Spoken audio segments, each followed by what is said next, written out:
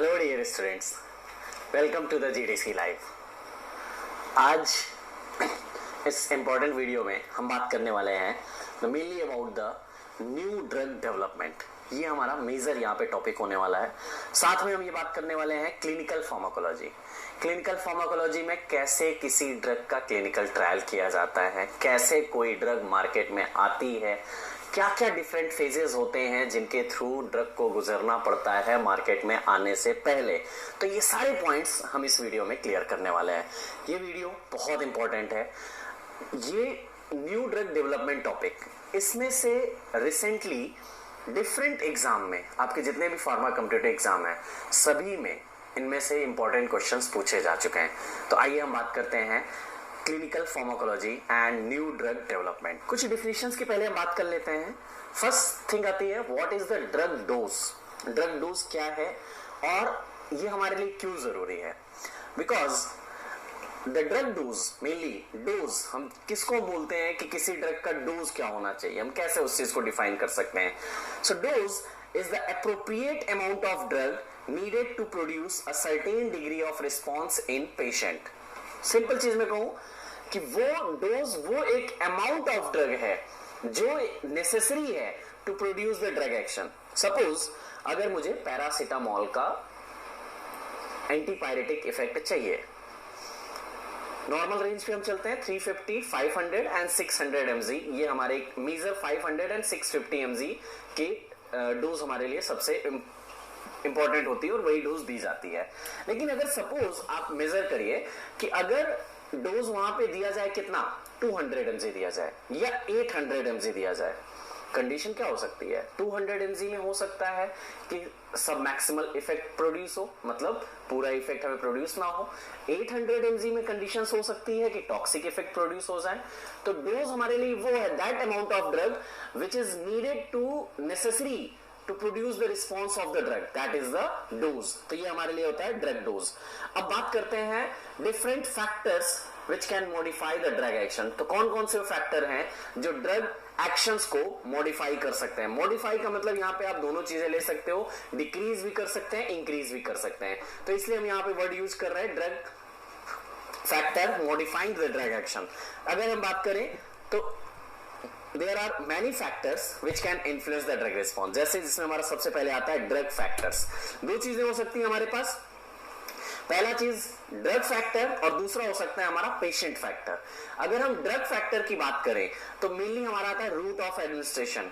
अब ये root of administration कैसे जरूरी है और क्यों हमारे लिए फैक्टर्स के रूप में काम करता है, आप सिंपली मेजर करिए, थोड़ा रिमेंबर करिए। हमने जितने रूट ऑफ ड्रग एडमिनिस्ट्रेशन पढ़े उनमें से हमने बात किया था आईवी। मैं एक एग्जांपल ले रहा हूं, आईवी में क्या था, 100% बायोबिलिटी थी। लेकिन अगर मैं ओरल की बात करूं तो डिफरेंट ड्रग के डिफरेंट बायोबिलिटी हो गई। अब ये बायोबिलिटी से क्या तात्पर्य हो गया भाई, अगर कोई ड्रग आईवी दी जा रही है तो ऑब्वियस सी बात है उसका डोज कम रहेगा, भाई अगर उसी ड्रग को हम ओरली ले रहे हैं तो वहां पे ड्रग डोज हमारा क्या हो जाएगा, ज्यादा हो जाएगा। मतलब route of administration can affect the drug dose as well as the drug action. Because अगर हम सेम डोज दोनों रूट से देते हैं तो चांसेस क्या हो सकते हैं, या तो अगर हम आईवी वाला डोज ओरल में देते हैं तो हो सकता है इफेक्टिव प्रोड्यूस ना हो, और अगर ओरल वाला डोज हम आईवी देते हैं तो हो सकता है कि टॉक्सिक इफेक्ट प्रोड्यूस हो जाए। तो सबसे पहले हमारे रूट ऑफ एडमिनिस्ट्रेशन बहुत जरूरी होने वाला है। नेक्स्ट हमारा मेजर आता है प्रेजेंस ऑफ अदर ड्रग। हमने पढ़ा कॉम्बिनेशन इफेक्ट ऑफ ड्रग पढ़े हैं। Combination of effect of drug में हमने पढ़ा दो चीजें, synergistic effect and antagonistic effect. Synergistic effect में हमने बात किया कि जहां पे जब दो ड्रग मिलके एक्शंस को बढ़ा देती हैं तो वहां पे क्या हुआ, सिनर्जिस्टिक। वाइल अगर एक दूसरे के एक्शंस को अपोज करे तो वो हो जाता है हमारा क्या, एंटागोनिस्टिक इफेक्ट। तो ये दो चीजें हमारे लिए इंपॉर्टेंट हो गई जो ड्रग से रिलेटेड है। वाइल अगर हम पेशेंट की बात करें कि पेशेंट की कौन कौन सी कंडीशंस हो सकती हैं, कौन कौन से इंपॉर्टेंट पॉइंट हो सकते हैं जो ड्रग एक्शन को अफेक्ट करते हैं, तो सबसे पहले आता है हमारा एज। एज क्यों जरूरी है भाई? बिकॉज आप चाइल्ड की बात करते हैं, पीडियाट्रिक डोजेस को हम बोलते हैं, तो अगर हम पीडियाट्रिक डोज की बात करेंगे तो वहां पे कंडीशंस क्या होते हैं, डिफरेंट हमारे अलग अलग फॉर्मूलेज हमने आप सुटिक्स में पढ़ेंगे, ठीक है, जिसमें आप फार्मास्यूटिकल कैलकुलेशंस की बात करूं, वहां पे आपके आता है Clark formula, Young formula, child formula, different फार्मूले आते हैं जिनके थ्रू हम ड्रग डोज को कैलकुलेट करते हैं for the child on the ratio of the average adult. Adult के बेसिस पे हम चाइल्ड का कैलकुलेट करते हैं, तो ये हमारे लिए एज इंपॉर्टेंट हो गया। अब वही कंडीशंस अगर हमारा जीरियाट्रिक पेशेंट की बात आ जाए तो वहां पे फैक्टर्स अलग अलग रिस्पॉन्सिबल हो जाएंगे, क्योंकि जब हम जीरियाट्रिक पेशेंट की बात करते हैं तो जीरियाट्रिक केसेस में क्या होता है कि वाटर कंटेंट कम हो जाता है और फैट कंटेंट ज्यादा हो जाता है, तो वहां पे अलग अलग फैक्टर्स रिस्पॉन्सिबल हो जाते हैं। मींस एज सबसे पहले जरूरी हो गया। Next sex. सेक्स की बात करें तो मेल एंड फीमेल के बेसिस पे ड्रग का एक्शंस अफेक्ट होता है। अब भाई ये कैसे कि मेल एंड फीमेल में अफेक्ट करे? सबसे पहला चीज आता है हार्मोनल। कुछ ऐसे हार्मोन्स होते हैं जो मेल में होते हैं फीमेल में नहीं, और कुछ फीमेल वाले मेल में नहीं होते, तो ये चीजें क्या होती है ड्रग के एक्शंस को मॉडिफाई कर देते हैं। तो ये हमारा हो जाता है सेक्स के बेसिस पे। अगर हम बात करें बॉडी वेट, बॉडी वेट हमारे लिए इंपॉर्टेंट है, बिकॉज अगर बॉडी वेट ज्यादा है तो ड्रग डोज भी हमको थोड़ा इंक्रीज करके देना पड़ेगा, बॉडी वेट कम है तो ड्रग डोज डिक्रीज करके देना पड़ेगा, तो बॉडी वेट भी वहां पर इंपॉर्टेंट हो जाता है। नेक्स्ट जेनेटिक फैक्टर, बहुत important genetic factor, because different genetic configuration have the different effect of the drug. अगर हम बात करें, एक जरूरी नहीं कि अगर एक डोज को हम एक ड्रग एक डोज सेम डोजेस फॉर्म में हम दो पेशेंट को दें तो दोनों को सेम रिस्पांस मिले। हो सकता है रिस्पांस किसी में बढ़ जाए, घट जाए, या कोई साइड इफेक्ट प्रोड्यूस हो जाए। रीजन क्यों? क्योंकि वहां पे दोनों का जेनेटिक कॉन्फ़िगरेशन डिफरेंट होगा, तो इसलिए हमारे लिए जरूरी हो जाता है। नेक्स्ट इन्वायरमेंटल फैक्टर, ये भी हमारे लिए इंपॉर्टेंट आ जाता है। इन्वायरमेंटल फैक्टर ये कैसे फर्क पड़ेंगे? इन्वायरमेंटल फैक्टर की बात करें तो सपोज अगर कोई पेशेंट हमारा एक वेदर ऐसे है जहां पे कोल्ड वेदर है और एक हॉट वेदर में है, तो वहां पे ऑब्वियस सी बात है बॉडी का फंक्शनिंग जो होगी ना वो अलग अलग सिचुएशंस में होगी। इन्वायरमेंटल फैक्टर अफेक्ट करेंगे। Psychological and pathological factor, psychological factors की बात करें, अगर मेरा जो साइकोलॉजिकल मेंटल लेवल है तो वो भी ड्रग के इफेक्ट को मॉडिफाई कर सकता है। As well as pathological, pathological पे तो हम जानते ही हैं, अगर सपोज कोई डिजीज है, रेनल फेल्योर, किडनी और हेपेटिक फेल्योर, लीवर फेल्योर, इन सारे केसेस अगर है तो वहां पे अलग ड्रग का एक्शन हो जाएगा, ड्रग डोज हमें चेंज करनी पड़ जाएगी। तो ये डिफरेंट कंडीशंस हैं on the basis of drug as well as patient जो ड्रग के एक्शंस को मॉडिफाई कर सकते हैं। So these are the different factors affecting. Now if we talk about the placebo effect, कई बार क्वेश्चन पूछा गया और बहुत जरूरी हमारे लिए। प्लेसिबो नोसिबो दो चीजें आती हैं। सबसे पहले बात करने वाला हूं प्लेसिबो।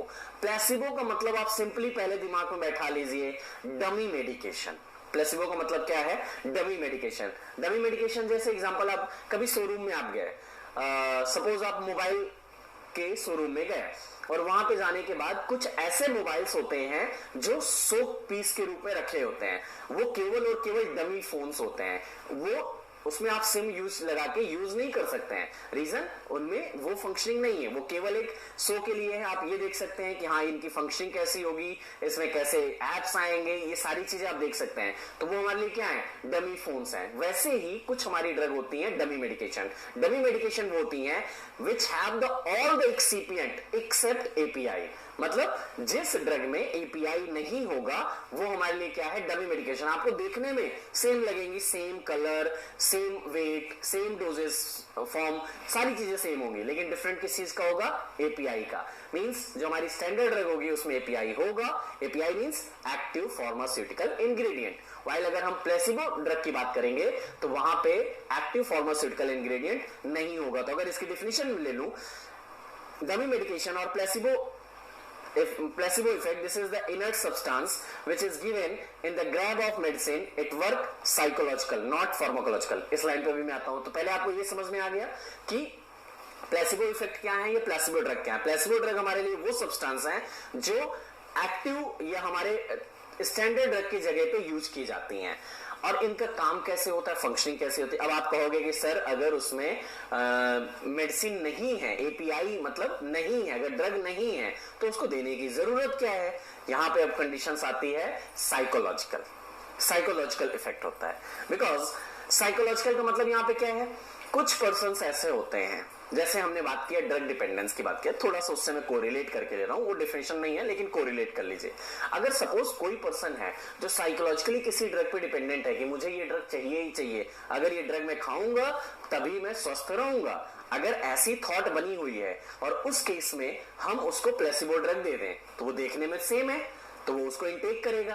एक्चुअली उसको कोई प्रॉब्लम तो थी नहीं, लेकिन केवल और केवल उसकी थॉट थी। तो वैसे ही केस में यहां पे हम क्या करेंगे, प्लेसिबो ड्रग का यूज करेंगे जो साइकोलॉजिकली फंक्शनिंग करेगी, फार्माकोलॉजिकल फंक्शनिंग नहीं करेगी। क्यों नहीं करेगी pharmacological function? Because these drug do not have the API. यहां तक हमारी चीजें क्लियर है। अब आगे बात करें तो placebo are use in 2 situations. अब बात आती है हम कब इनको यूज करेंगे। सबसे पहला हमारा as a control device in clinical trial of drugs. आगे हम जब क्लिनिकल ट्रायल्स पढ़ेंगे उसमें हमारे लिए बहुत जरूरी आ जाता है। सपोज आप एक कहानी ऐसी है, कुछ आप समझिए कि मान लीजिए एग्जांपल आप में ले लीजिए, एक केस है, उस केस में 4 रैट रखे हुए हैं। आप पहले रैट को उठाइए, उसका टेम्परेचर मेजर करिए। बात समझिएगा, पहले रैट को उठाया आपने, उसका टेम्परेचर मेजर किया, मेजर करके आपको उसको फिर से रख दिया। अब दूसरे को उठाइए, कुछ मत करिए, दूसरे को उठाइए फिर से थोड़ी देर बाद रख दीजिए, तीसरे को उठाइए फिर से रख दीजिए। अब जब आप चौथे रैट को उठाएंगे केज से तो क्या होगा, उसका जब आप टेम्परेचर मेजर करेंगे डेफिनेटली यहां पे ये कंफर्म है कि जो पहले रैट का टेम्परेचर था उससे चौथे रैट का टेम्परेचर ज्यादा होगा। अब ये बात आई कि ज्यादा क्यों हो जाएगा, बिकॉज वहां पे एक साइकोलॉजिकली फंक्शनिंग आ जाएगी, उसको डर आ जाएगा, उसको एक घबराहट हो जाएगी, सिंपैथेटिक सिस्टम उसका स्टिमुलेट हो जाएगा कि ये जा रहे हैं, इनके साथ क्या हो रहा है, क्यों इनको ले जाया जा रहा है, डिफरेंट कंडीशंस आती चली जाएंगी। वही चीज तो उस केसेस में क्लिनिकल ट्रायल में भी हम वैसे यूज करते हैं। सपोज एक पेशेंट को लाया गया और उसको ड्रग दिया गया और उससे पूछा गया तुम ठीक हो? हाँ ठीक है। तुम्हें जो प्रॉब्लम थी वो सही हो गई? हाँ सही हो गई। अब ये तो हमने करके दे दिया, तो हम नेक्स्ट टाइम जब उस पेशेंट को बुलाएंगे तब हम उसको स्टैंडर्ड ड्रग देके ना क्या देंगे, एक डमी मेडिकेशन देंगे, प्लेसिबो ड्रग देंगे। अब प्लेसिबो ड्रग देने के बाद हम उससे फिर से आंसर करेंगे, तो चांसेस है अगर वो साइकोलॉजिकली फिक्स हो चुका है तो वो प्लेसिबो ड्रग में भी क्या बोलेगा, हाँ मैं तो ठीक हूं, मुझे कोई दिक्कत नहीं हुई, मैं एकदम नॉर्मल हो गया। तो इस केसेस के लिए मतलब ये चेक करने के लिए कहीं ऐसा तो नहीं कि कोई इफेक्ट जो प्रोड्यूस हो रहा है वो प्लेसिबो इफेक्ट की वजह से हमारी ड्रग काम कर रही है, इसलिए इस केसेस में हम क्लिनिकल ट्रायल में डमी मेडिकेशन का यूज करते हैं। अब बात आती है कि क्या ये डमी मेडिकेशन सारे पेशेंट्स पे काम कर सकती है? जी नहीं, इसके लिए आप ध्यान दीजिएगा, only some individual respond to placebo, not all. सारे लोग प्लेसिबो को रिस्पॉन्ड नहीं करते हैं, कुछ लोग इफेक्ट प्रोड्यूस करते हैं। अब ये इफेक्ट हो कैसे सकता है, बिकॉज जब साइकोलॉजिकली फंक्शनिंग होगी तो चांसेस हैं कि एंडोर्फिन्स का रिलीज होता है, और एंडोर्फिन्स रिलीज होने की वजह से हमारे डिफरेंट इमोशनल बिहेवियर चेंज हो सकते हैं। So to treat a patient who in the position of the physician does not require an active drug, उस केस में हम डमी मेडिकेशन और प्लेसिबो ड्रग का यूज करते हैं। तो आई होप सो ये प्लेसिबो ड्रग वाला कॉन्सेप्ट आपको क्लियर हो गया होगा।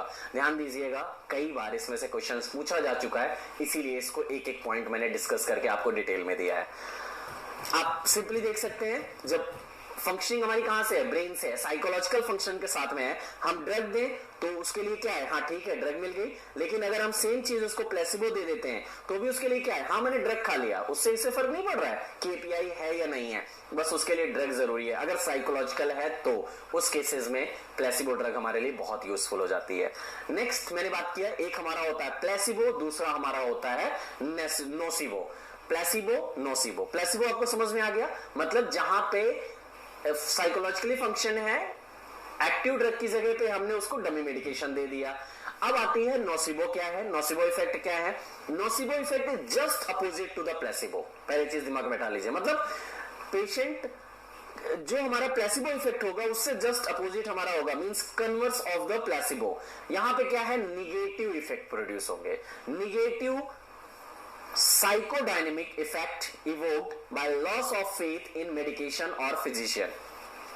सपोज कभी कभी ऐसा होता है, बहुत सारे पेशेंट्स की कंडीशंस अगर आप देखेंगे, आप अपने फैमिली मेंबर्स में भी देखें, या आपके साथ भी कभी हुआ होगा, ये वाला डॉक्टर अच्छा नहीं है, ये वाला डॉक्टर दवा सही नहीं देता है, ठीक है, उस डॉक्टर से उस आपका क्या है, फेथ हट चुका है। अब वो चाहे जितनी अच्छी दवा दे दे, वही दवा वही मेडिसिन दूसरा डॉक्टर दे दे, हो सकता है आपको इफेक्ट मिल जाए, लेकिन उस डॉक्टर की पर क्या है ना, आपका फेथ नहीं है। और मेडिसिन एक बहुत फर्क डालती है फेथ में।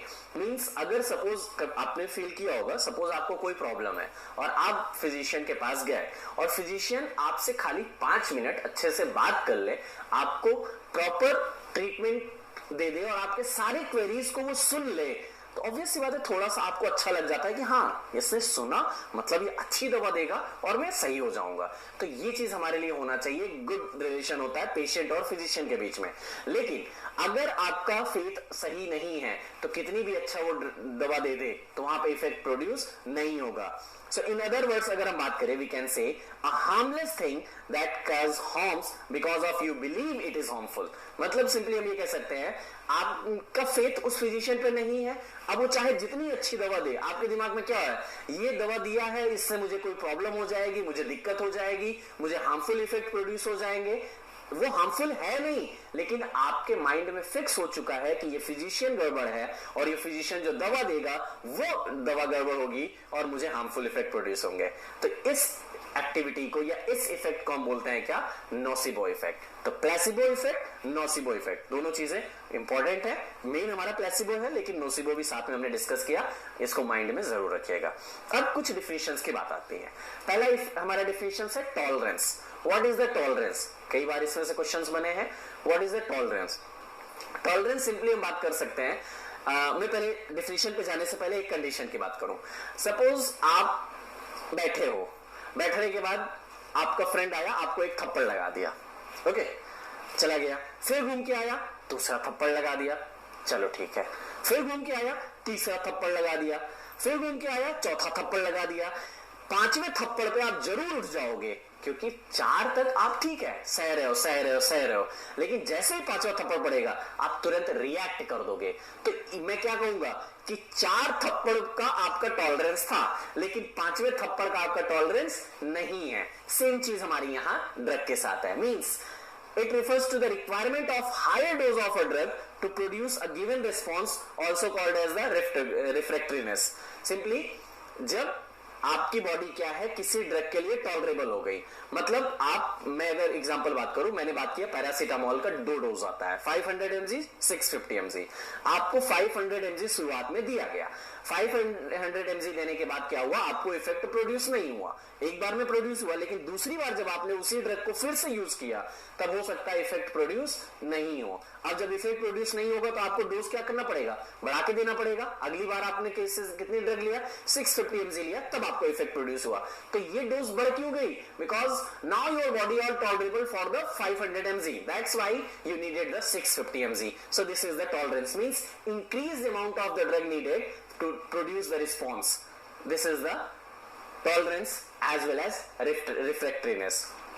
Now the next, tachyphylaxis। अब tachyphylaxis क्या है, आपने ये बोला कि आपने पहली बार एक ड्रग यूज किया और ड्रग यूज करने के बाद आप उसी ड्रग को जब नेक्स्ट टाइम यूज किए तो आपको हो सकता है नेक्स्ट टाइम या नेक्स्ट टू नेक्स्ट 3-4 बार, मतलब जो भी हो सकता है, ऐसा नहीं है कि तुरंत हो जाएगा, थोड़े टाइम के बाद आपको टॉलरेंस डेवलप होगा।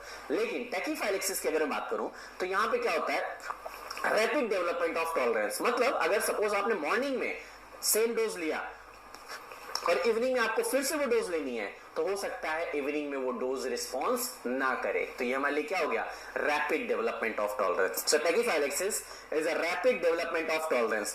Doses of drug repeated in quick succession result in marked reduction in response. मतलब अगर हम क्विक, लगातार और जल्दी यूज कर रहे हैं ड्रग को, तो उस केसेस में चांसेस हैं कि ड्रग का रिस्पॉन्स रिड्यूस हो जाए, दैट विल बी द टैकीफाइलेक्सिस।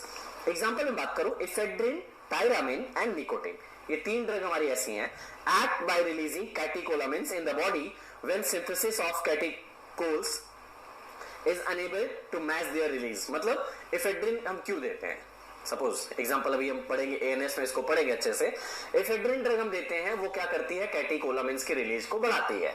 अब सपोज आपकी बॉडी में कैटेकोलामिन्स की रिलीज डिक्रीज है, आपने इफेड्रिन लिया, अब इफेड्रिन लिया तो उसकी वजह से क्या होगा कि वो जो आपका नॉर एड्रेनालिन स्टोर्ड है, हो सकता है वहां से वो उसको रिलीज कराए, और रिलीज कराने के बाद हो सकता है कि अगली बार आपका फिर से जब डोज लोगे तो वहां पे टॉलरेंस इफेक्ट प्रोड्यूस हो जाए. सो this is the टैकीफाइलैक्सिस. Now the next is the drug resistance. अब ड्रग रेजिस्टेंस क्या है? Tolerance and resistance R same. ध्यान दीजिएगा, मेरी बात पूरी समझिएगा. Tolerance and drug resistance R same. The only difference is that tolerance is related to the human body while resistance is related to the microorganism. मतलब अगर हम अभी हम बात कर रहे थे ह्यूमन बॉडी, हमारी बॉडी टॉलरेबल हो गई फॉर द 500 mg पैरासिटामोल, तो हमें 650 mg चाहिए. अगर मैं रेजिस्टेंस की बात कर रहा हूं तो यहां पे केस मेरे लिए क्या होगा? Micro organism. मतलब सपोज मुझे कोई इंफेक्शन हुआ, एग्जांपल ले लीजिए, मुझे कोई इंफेक्शन हुआ, मैंने पेनिसिलिन यूज किया. ध्यान दीजिए, सपोज एग्जांपल ले लीजिए, एम्पिसिलिन यूज किया. अब एम्पिसिलिन यूज किया, पहली बार में तो रिस्पॉन्स मिल गया, मतलब वो एम्पिसिलिन जाके जो भी माइक्रोब्स था उसको किल की, जो भी वो कर सकती थी उसने किया, और मुझे इफेक्ट प्रोड्यूस हुआ और रिलीज हुआ, मतलब मैं कंफर्ट जोन में हूं. अब सपोज मुझे फिर से लेना है, मैं अगेन 12 घंटे 24 घंटे जो भी डोज मुझे लेना था मैंने लिया. अब जब ले रहा हूं तब क्या हुआ कि मुझे इफेक्ट प्रोड्यूस नहीं हुआ, पॉजिटिव इफेक्ट प्रोड्यूस नहीं हुआ. रीजन क्या हुआ? वो जो माइक्रो ऑर्गेनिज्म है वो रेजिस्ट हो गया उस डोज के लिए या उस ड्रग के लिए. तो इस केस में हमें क्या करना पड़ेगा? या तो ड्रग चेंज करते हैं या डोज इंक्रीज करते हैं. तो एंटीबायोटिक के केसेस में तो ये किसके लिए लागू होता है drug resistance? For the antibiotics only on the micro organism. तो डिफिनेशन ले लीजिए, it refers to the tolerance of microorganism to inhibitory actions of antimicrobial. तो जो भी हमारी एंटीमाइक्रोबियल ड्रग है उनके लिए ये हमारा ड्रग रेजिस्टेंस आता है. एग्जांपल आप ले लीजिए staphylococci to penicillin, staphylococci, staphylococcus, कोई भी हमारा सपोज एग्जांपल ले लीजिए स्टेफिलोकोकस ऑरियस. स्टेफिलोकोकस ऑरियस के इन्फेक्शन के केस में पेनिसिलिन इंटेक की जाती है. तो जब पेनिसिलिन इंटेक करते हैं तो हो सकता है पहली बार में इफेक्ट प्रोड्यूस हो जाए, लेकिन दूसरी बार में जब लेते हैं तो वो ऑरियस क्या होता है? हमारा रेजिस्टेंस डेवलप कर लेता है और पेनिसिलिन का इफेक्ट प्रोड्यूस नहीं होता है. So these are the drug resistance. Now the next, new drug development. This is the major portion of this lecture, new drug development. Suppose मैं बेसिक ले लेता हूं, थोड़ा सा कहानी के बेसिस पे लेके चलूंगा. राइट नाउ कोरोना का केस चल रहा है, मींस कोविड-19, और एक बहुत ही हॉट टॉपिक है. सबको चाहिए कोरोना की वैक्सीन चाहिए, कोरोना की ड्रग चाहिए, कोरोना का एंटीबायोटिक चाहिए. सबकी नीड यही है कि हाँ जल्दी से आए और जल्दी से इसका ट्रीटमेंट, अगर इलाज मिल जाता है तो सारी चीजें नॉर्मल हो जाएंगी. अब सपोज मैंने ये किया और कुछ लैब में सिंथेसाइज करके मैं उसको मैन्युफैक्चरिंग करके ड्रग मार्केट में लाना चाह रहा हूं. तो मैंने सिंथेसाइज किया, क्या मैं मार्केट में लाके दे दूं? ये मैंने बना लिया, क्या ये चलेगा? नहीं चलेगा. क्यों? बिकॉज ऐसा नहीं है, क्योंकि ड्रग है और ड्रग के इफेक्ट हार्मफुल हो सकते हैं, क्योंकि हमारे बॉडी की बात है और बॉडी के केस में कोई भी ड्रग ऐसे ही अलाउ नहीं होती. तो यहां पे हमारा आता है न्यू ड्रग डेवलपमेंट. पूरा इसका एक सीक्वेंस होता है, कैसे कैसे ड्रग मार्केट में आती है, कब आती है, कितना टाइम लगता है और क्या क्या फेजेस इन्वॉल्व होते हैं. So that completely study carried out under the new drug development. Means from the synthesis of molecule, identifications of the molecule to marketing a new drug take at least 10 to 20 year and it is very costly. मतलब अगर हम बात करें कि एक drug को market में आने में कितना टाइम लगता है, 10 से 20 साल लग जाते हैं. 10 से 20 साल एक ड्रग को मार्केट में आने में लग जाते हैं. And there is the heavy cost which is involve in this new drug development process. Normally हम बात करते हैं up to $1 billion इन्वेस्टमेंट होता है एक ड्रग को मार्केट में लाने के लिए. मतलब एक लंबा टाइम और एक हैवी इन्वेस्टमेंट नीडेड होता है to take any drug on the market. तो ये कैसे आता है, इसको पूरा हम इस डिटेल में समझने वाले हैं. क्या क्या स्टेजेस हमारी आती हैं डेवलपमेंट में. अगर हम कोई नया ड्रग मार्केट में लाना चाह रहे हैं तो ऐसे ही नहीं लाएंगे, तो उसके लिए पूरा एक प्रोसेस है, एक स्टेज बने हुए हैं. उन स्टेजेस की मैं बात करूं, कौन कौन से स्टेज आता है. तो सबसे पहले मेरे लिए स्टेज क्या होगा? सबसे पहले स्टेज मेरे लिए क्या होगा, मुझे सपोज कोरोना के लिए वैक्सीन बनानी है, कोविड-19 के लिए वैक्सीन बनानी है, तो सबसे पहले मुझे क्या करना पड़ेगा, उसको सिंथेसाइज करना पड़ेगा, क्योंकि सिंथेसाइज करूंगा तभी मैं आगे टेस्टिंग के लिए कर सकता हूं। तो सबसे पहला होगा सिंथेसिस और isolation of the compound. First step is the synthesis और आइसोलेशन ऑफ द कंपाउंड, और ये सिंथेसिस और आइसोलेशन एक दिन में नहीं होगा। इसके लिए अप्रॉक्स टाइम जो इन्वॉल्व होता है 1 to 2 ईयर, 1 से 2 साल का टाइम लगता है।